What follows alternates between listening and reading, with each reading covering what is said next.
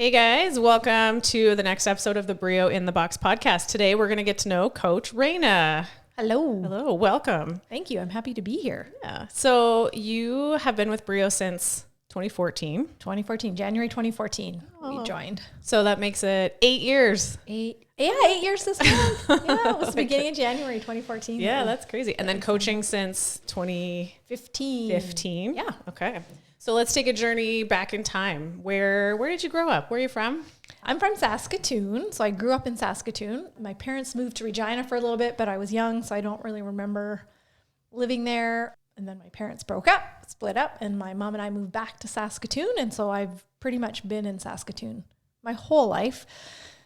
There was a period where we moved out to Pike Lake. Oh, I didn't know that. Yeah. So we moved out to Pike Lake, lived on an acreage, and I did 4 years in Delisle High School. Oh, cool. Yeah, grade 7, 8, 9, and 10. Then we moved back to Saskatoon. And Cool. then I finished off high school in the city at Walter Murray. Oh, yeah. Local girl. I went to Bowman. I guess that makes us enemies. Sort of, frenemies. Yeah. We always kind of got along with the Bowman people. We didn't get along with the Holy Cross people. Got to have the schools. Exactly. Yeah, the rivalries. Sports and stuff when you were growing up. What'd you do? What'd you play? I played a lot of softball. Played softball quite a bit, actually. Ran some track in high school, the 1, the 2, 4x1, until everyone grew and got really big and fast, and I stayed short. So, I feel that. I feel that. I felt like I was really good, and then everybody grew 1 year, and then I was Wait for me. Exactly. My little legs. Yeah, but softball was something that I really excelled at because I was fast and little and could catch a ball like that. So I played second base and back catcher. Cool. And catcher position, yeah. Do you ever play ball anymore just for funsies? I haven't played in a long time. I played slow pitch for a long time after I was done sort of playing kind of competitive ball, I guess, whatever competitive is in high school. And I did a competitive season of softball after high school and then just switched to slow pitch. But no, I haven't done it in a while. No. And then played, like everybody does, played a little beach volleyball over at Louis or the Sutherland, or those kinds of things. Played ultimate frisbee. And if I remember correctly, that's how you and Yvonne met. That is true. Oh. Yeah. Somebody just asked randomly, do you want to try ultimate frisbee? And I said, sure. Showed up to the first practice, I guess. And Yvonne was one of the first people I met. I didn't know anybody on the team. And found a husband. Yeah. We met. That would have been. How long ago was that? Oh, okay. We've been together. We just celebrated our 17th wedding anniversary. Oh, congratulations. 2015. Yeah. 2015. No, 2005 we got married. So we just celebrated 17 years of marriage. And we met about 2.5 years before that. So long time. Yeah, we've been together a couple decades. Almost 20 years. Oh, that's awesome. Crazy. But yeah, so he was one of the first people I met. And I remember actually thinking, and people had told me the story about like, you'll know when you meet somebody. And I'd be like, well, yeah, for sure. And then I met him and I was like, ugh. I think that guy's going to be the guy I married. You're like, dibs. And then I moved to Halifax. Oh. Playing hard to get. It's a little bit hard to get. I'm like, yeah, I'll date you, but I'm going to be in Halifax. Yeah, I'll be on the other side of the country. Exactly. How long were you in Halifax? About 2 months, and then I got laid off from air. I was a flight attendant. It might be something people don't know that I worked with Canadian Regional Air Canada for 4 years as a flight attendant. Oh, yeah. Got laid off twice here in Saskatoon, and the second time they closed the base, and then I took a transfer out to Halifax. And I know you lived in Halifax for a little bit. Yeah. So I moved out there because I was like, that's someplace I've never been before, and I think it would be a really cool place to experience, and it was. Mm-hmm. And then I got out there, and we found out they were laying us all off out there. So, so I packed up and moved back home. And okay, yeah, that's cool. I wonder, I bet people didn't know that you had a stint as a flight attendant. I did, yep, 4 years as a flight attendant. Somewhere I saw a photo of you. Yes. We should try to dig it up. I will dig it up. See if we can find it. Yeah, flight attendant Rana. I thought it was WestJet, but it was... No, first with Canadian Regional, and then Air Canada bought out Canadian Regional, and then I worked with Air Canada Jazz for 4 years. And it was all regional, so all Canada. We did some stuff into the States. Yeah, mostly short haul stuff. Mostly short haul stuff. Oh, that's but cool. the benefit was that I could do long haul flights, like get long haul flights for cheap, right? So yeah, the travel. That's awesome. Exactly. And then other like school, what did you go to for school for like education or other career dabbling? I feel like I've had a lot of iterations. Yeah. And that's it's fun to see all the stages, you know? So I came out of high school, wasn't sure what I wanted to do, took some time off, just worked, then thought maybe I'll be a hairdresser. So I went to hairstyling school. Oh, I didn't know that. Yes. See, I'm learning so much today. So I went to hairstyling school, graduated, got a job, worked for 6 months, and was like, I hate this. Hate it. Sometimes you got to learn those things. Yeah, it wasn't for me. And so then I went to university, did a year of university, and just felt lost, didn't know where I belonged. And I was working for somebody, and I said, oh, you know what I'd really like to do is be a flight attendant. And he's like, well, I know somebody. I can. And then from there, it just ended up working and being a flight attendant. Yeah, that's cool. Yeah. And so then after I was done being a flight attendant, I got laid off, came back to Saskatoon, went to Saskatoon Business College, took some admin courses, then worked for with Ivan's company, which is Streetscape Homes, right? Home builder. Yeah, local home builder. Worked for him for 16 years. And then when COVID hit, decided it was time to do something a little different. Also, it was scary when COVID hit because we had everything in one basket. Yeah. Right? And you guys know that as business owners. Yeah. And I was like, maybe I should branch out, and it was time to do something different. So then I went back to school and picked up my medical admin stuff and also took a phlebotomy course at the same time. Yeah. And that was like very recently, right? Just within the last graduated. year? Yeah. Graduated from the medical admin program, clinic assist program in July, and graduated from the phlebotomy program in November. Cool. So if you need someone to take your blood, I'll take your blood. Or cut your hair. Or keep you safe on an airplane. Yeah. And I can actually help you design a house. That too. Yeah. I can help you do, because I did a lot of the interior design stuff for the house. And I've seen some of those places and they're beautiful. Yep. That was definitely a good skill of yours. That's you know what? Thanks, Jocelyn, because I never realized all the things that I can do until just now. That's quite the resume, right? Look at all the skills you've accumulated in your life. Skills. And CrossFit coach. Yeah. Which is like what I love. Yeah. Yeah. Love That's it. awesome. Yeah. So CrossFit, how did you find CrossFit? Like how'd you get into it? We were running.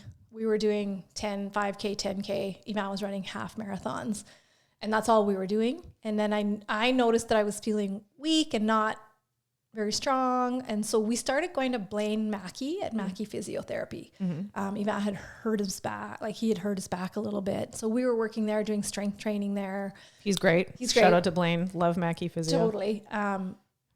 So we were doing in his little back part, we had a little membership and we were doing strength training there. And we'd been there a year, and he'd started to teach us Olympic lifts, starting to teach us Olympic lifts. And we had some friends who were in CrossFit, and they said, you really got to come try it. And we're like, no, we're good. We're never going to try it. It's fine. And then I said to Ivan, he's like, maybe we should try it. And so we signed up and did a foundations and did the first free day or whatever, and left like, whoa, just got our butts kicked. What year do you think that was?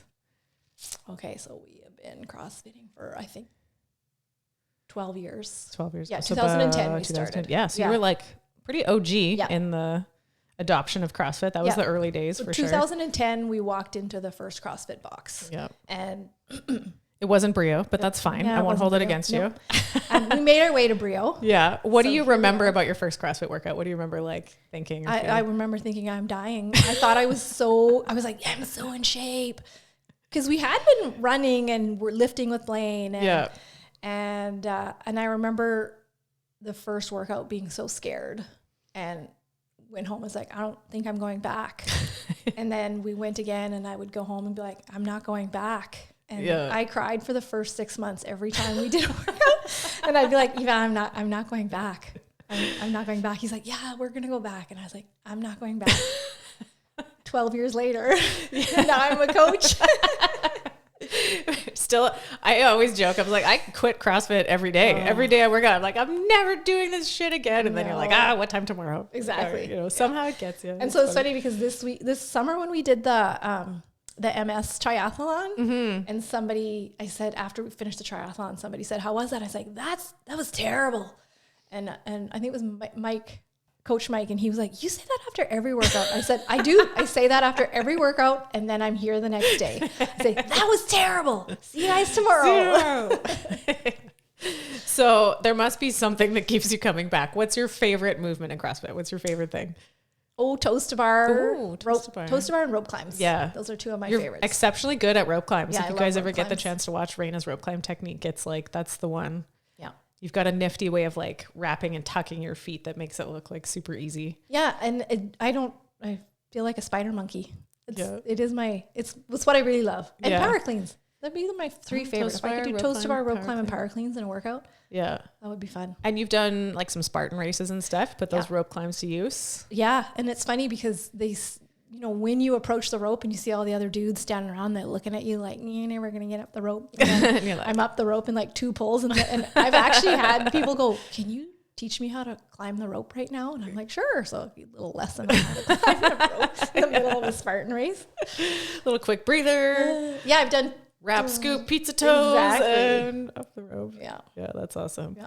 I've done 3 Spartan races actually. Yeah. Yeah. A 5K. 4 Spartan races. 2 5Ks and 2 middle distances. Do they call them beasts? There's a beast one. Yeah. 13 to 14 kilometers. Yeah. The longer ones. Right up a mountain. Terrible. We're prairie people. They stay on the flat ground. None of this mountain shit. Terrible. So if you could ban one thing from CrossFit forever, what would it be? Like, what's your least favorite thing? The assault bike. The assault bike. I don't get better at it. Yeah. I feel like everybody else gets better at it, and I don't get better at it. I know. I would like to blame it on being small, that it's like, it's not a very small person friendly apparatus, but like, I don't know. I think it's just I'm a little bitch about it. Me too. Me too. What made you want to start coaching? So that was, what did we say, about 2015? So you're about 5 years into your CrossFit journey. Yeah. And what made you want to start coaching? Well, David asked me if I would like to coach. Peer pressure made you want to start coaching. I actually hadn't even thought about coaching. Like at that time in my life, we had just adopted our son. Maybe people don't know that about me either. I have a son who's adopted from Ethiopia. Yeah, that's another fact. Who we were just talking about, just turned 13. Just turned 13. Crazy. Which is crazy. Yeah, he was Time's 2. going so fast. So I was in a very low point at my life when we switched over to BRIO, and I was surprised when he asked me to coach because it wasn't even on the radar. Yeah. And so then I took a chance. I leapt in and was like, yeah, let's do this. And I remember David saying to me, I can teach you to coach. I can coach you to coach, but I can't coach you to have personality, and you have personality. And so I was like, okay. That's our hiring process. We've actually never really talked about that before in any of these episodes. No, that's great. And I think that's an interesting thing to share with people. We only hire from within. We don't hire, obviously, anybody from outside the community. We never do a job posting. We don't take applications. There's no resume process. The entire experience of us interacting with people is the interview process. And we look for people that emerge as natural leaders in the community, and the ones that are, like you said, that personality. In CrossFit, the coaching side, we call it presence and attitude. People that just have that special quality, that like sparkling personality that makes it fun and energetic, and they're like welcoming and kind to other people. And when we see that quality, which we did in you after you'd been around for a year and a half or so. Yeah. About a year. Then we go, cause I can teach anyone the points of performance of an air squat. I can teach you what to look for in a deadlift. Like that's no problem, but you can't teach someone that. Presence and attitude is much harder. It's very like, it's a quality that has to exist in there. Yeah. I can see that too, because it takes a lot of courage to stand up in front of your peers who you have been in class with for a long time. And now you're on the other side of it coaching. So you have to have that ability to get through it, be fun about it, and just be like, okay, well, here we are, guys. I'm now your coach. Yeah. And like public speaking is a major fear for a lot of people, right? Like getting up and talking, even if it's a room full of like your friends and people, it's still like, that's a big beast to conquer for a lot of people. I mean, I think I had that because I had worked as a flight attendant. Yeah. So I was used to being in front of people, but the teaching people, the movement, especially people who were like, who'd been CrossFitting for longer than me or as long as me, or who were regional athletes, or, that was scary to be like, I'm going to teach you how to do a muscle up, and I don't even have a muscle up. Yeah. I think, but it's not even teaching that. It's just motivating people or guiding people through and giving them tips. Yeah. There's, tons of skills involved in coaching a good class. Right. Time management. Yeah. And what I learned was that I don't have to be able to do the movement to be able to teach or coach somebody else through it. Yeah. And honestly, if you think of most sports and the elite level coaches, the coaches are not doing the sport generally. Maybe they had a background in it or something, but I always think of like the USA women's gymnastics teams. Remember Bella Caroli was the big coach. And he was like a big guy with a big belly. You're like, that dude is not on the uneven parallel bars demonstrating to his athletes how to do these movements. Absolutely but not. He was a great coach. Like the requirement to be able to do the movements yourself, I don't think is a requirement to be a good coach. If you understand and can communicate and, use your skills. And there's a ton of different ways to teach movements without being able to do them yourself. Yeah. And that's not rare. That's how most sports and most coaches are. Yeah. Right. Yeah. So that's how David approached me and said, hey, we would like to see if you're interested in coaching. And I said, sure. And for the first 6 months, every time I coached, I was like, I'm not going to coach again. I don't think I'm going to coach again. And then I would coach again. And then I'd be like, I don't think I'm going to coach again. And now I love it. You just keep doing it. Just ride it out. What do you remember about doing your level 1? I was course? Because that was quite a while ago. Yeah, right? It was quite a while ago. Well, it'd been over 5 years because I just did my level 2 this year. Yeah. So it would have been 5 years last year since I did my level 1. I was super excited to do my level 1. I was nervous about the exam at the end because I knew there was a written exam, but I was super excited to go and learn from the red shirts. Do you remember who you had? I had Michelle Latondra, yeah, Jason McDonald, and there were 2 other people, but I can't remember who they were. They're from out east. Yeah, could have been. No, one guy from Montana. Oh, interesting. We're down in Montana. Yeah, they used to bring the staff across, like back and forth across the border a lot more. They don't do that as much anymore. But I clearly remember we were doing like a Fran type workout with thrusters and burpees as one of the workouts in between the sessions, and Michelle Latondra getting right in my face, being like, "Get back on your heels!" And I'd be like, "Okay, yes, I will, Michelle Latondra. I'll get back on my heels." She's great. She was a very high level CrossFitter herself, and now has really grown into being like one of the top coaches in the world. Yeah, she's got a really good DECA comp is their thing still out in Quebec. And they were so kind, like they were super kind, and it was fun, and I learned a ton. And so I loved my level 1, and I actually tell people you should take your level 1 if you're at all interested in coaching or even just knowing more about CrossFit. I mean, it's an investment, but it was such a fun weekend that I highly recommend it. Yeah. Got another one coming to BRIO in May. Yeah. Doing home turf. Obviously, I'm biased. I'm going to tell everyone I think you should do your level 1, but it is a great experience. It's very well done. So then your level 1's only good for 5 years. So your renewal came up last year. Yep. And you can go renew your level 1, but really what we want you to do is upgrade your coaching skills to do the level 2 and then the 3 and then on and on. So last summer? It was 2021. Beginning of May. And I was a little bit panicky because we were right in the middle of COVID, obviously. We're still kind of in the middle of COVID, but and 2 years. Yeah. Still. And so I had tried to get into the level 2 in Richmond, and it was full. And I think I was jokingly said to you a few times, you guys should host a level 2. We should host a level 2 here in Saskatoon. Somebody should do a level 2 in Saskatoon. And then they did. And it was beginning of May. So, which I was a little bit panicked because I thought I was going to run out of time, and I didn't want to have to do my level 1 again. I really wanted to move forward rather than backwards. Is not really backwards, but you know what I mean. Yeah. So the level 1 is all about, it's like an intro to the CrossFit methodology. You learn that there's 9 foundational movements. You get some feedback on your own movement. We start to introduce the concepts of like coaching and tools you can use to coach other people. But then the level 2 course is a coaching course. The coaching course. Yeah. Like you're put on the spot. You've got to coach. Yeah. So in the level 1, we have a group of 8 to 10 people, and I teach the movements. In the level 2, the participants teach each other. So the seminar staff kind of sits a bit more in the background and gives you feedback on your coaching. So what was the experience like at your level 2? Well, you go into it thinking, well, I had been coaching at that point for 4 years. 5 years this year, right? 6 years. Yeah. So I'd gone and I was like, I got this. I coach all the time. I know how to break down a movement, and pooped the bed a little bit in front of Jason McDonald.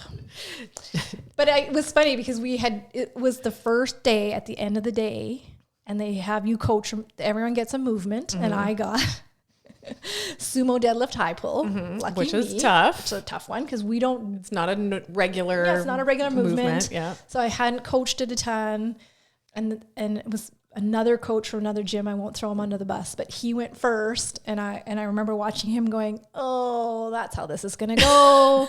Because that coach had been coaching for like 12, forever, 13 years. And I was like, he's pooping the bed right now. So I was like, well, I'm just going to get up there and I'm just going to pretend like I know what I'm doing. Right? Like you only have to be 1 or 2 steps ahead of the person you're teaching. Yeah, true. Right? To teach somebody something, you only have to be 1 or 2 steps ahead. Yeah. And so I was just trying to be 1 or 2 steps ahead, but I think I was just talking and just talked and smiled a lot and talked really loud and pretended like I know what I was talking about because you were there. Jocelyn Fake it till you make it. Jocelyn was actually watching our group at that time. She was there shadowing the level 2 and watching me, and I was just like, you do this and then you do this and then you do this and presence and attitude, even if you don't know, you just got to sell it. And Jason goes, that was all wrong, but good job.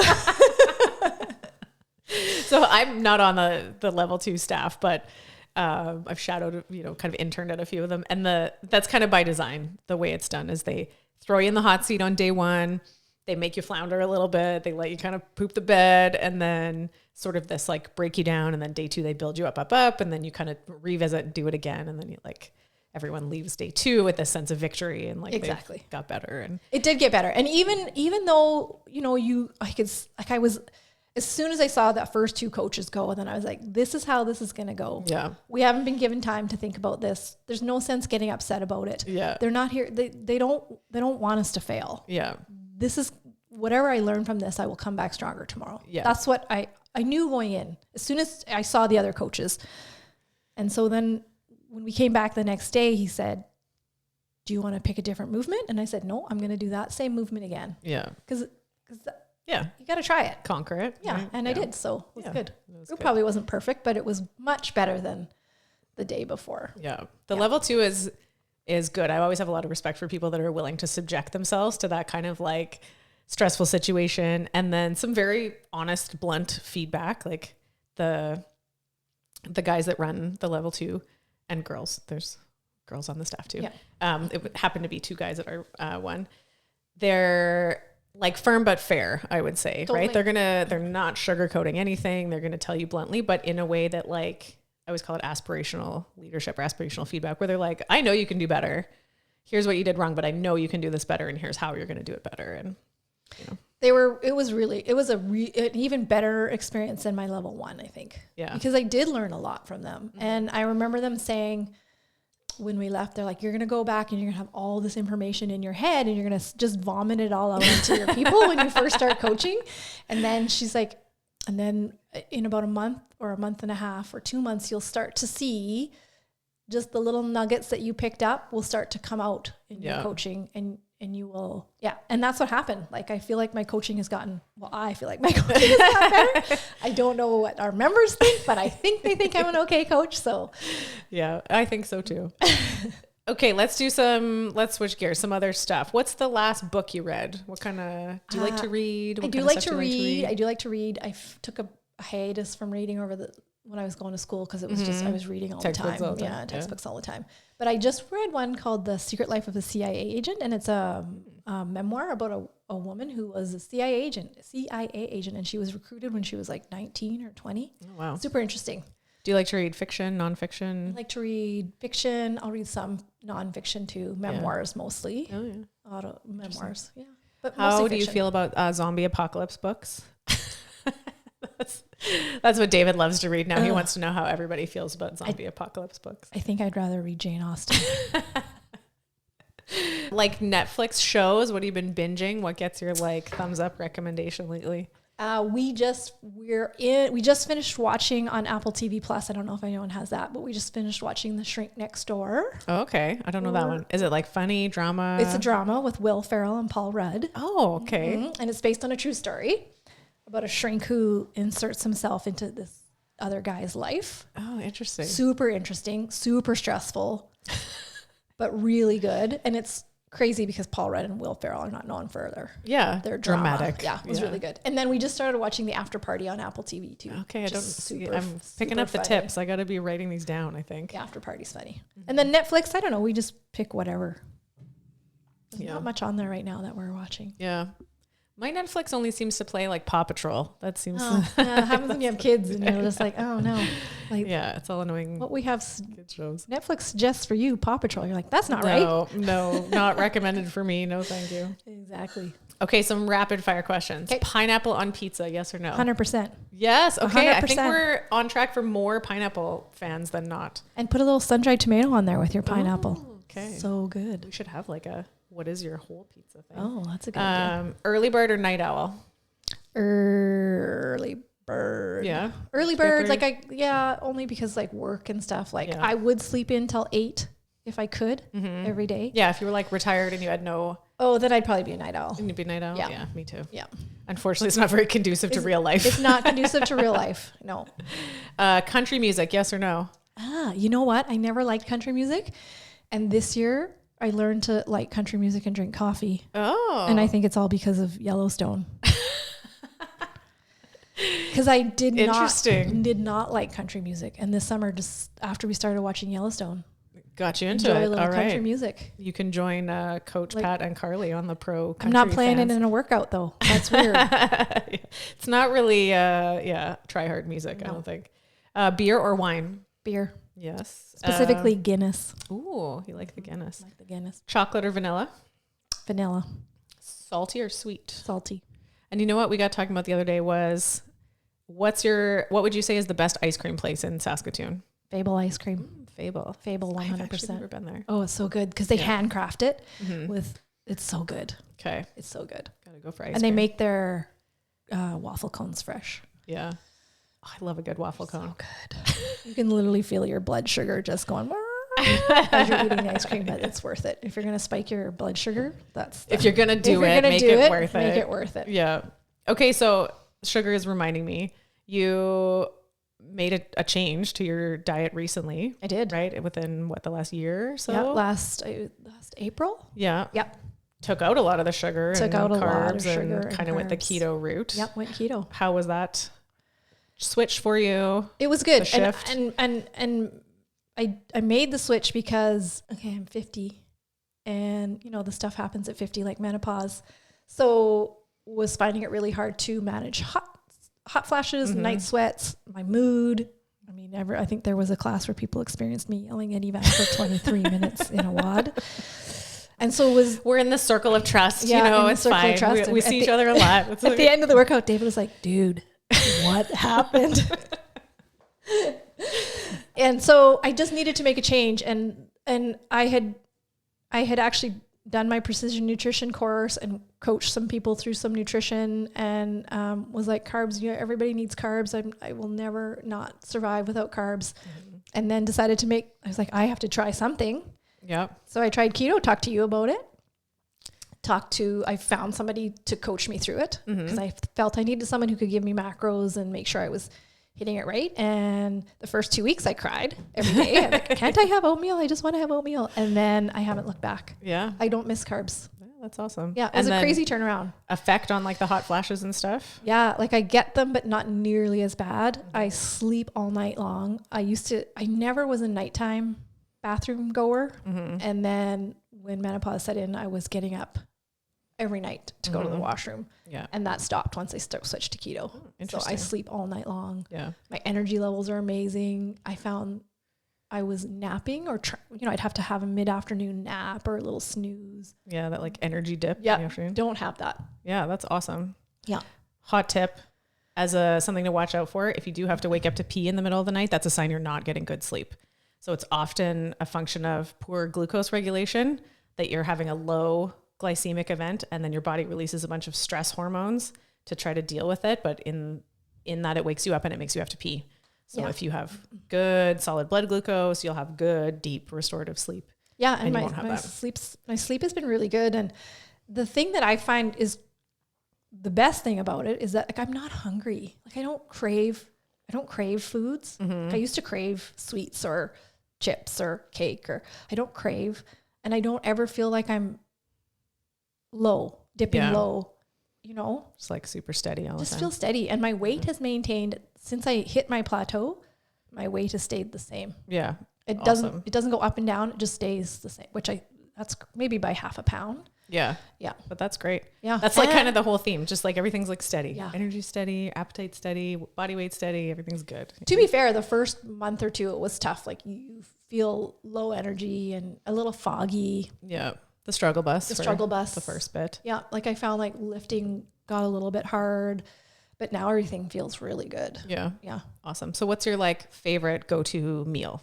Keto meal? Yeah. Like a good old burger. Yeah. Yeah. Like that's the best thing. Like I used to always look at the fat and be like, I can't have that. There's too much fat in there. And now I'm like, I'll have a double burger with an egg on top and some avocado, some cheese. Extra bacon. Yeah. Burger. Yeah. Yeah.